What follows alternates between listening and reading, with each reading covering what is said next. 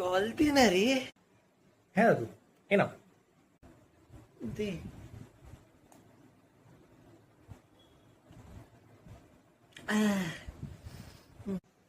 আচ্ছা দাদু, একটা কথা জিজ্ঞেস করবো আমি?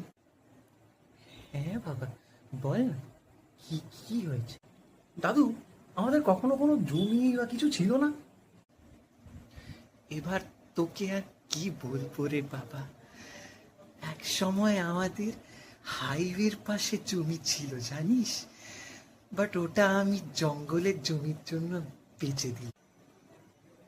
আজকের সময় হাইওয়ের জমির আর ওই জঙ্গলের জমিটা যেটা তুমি কিনেছো, দুটোর দামটা কি দাদু?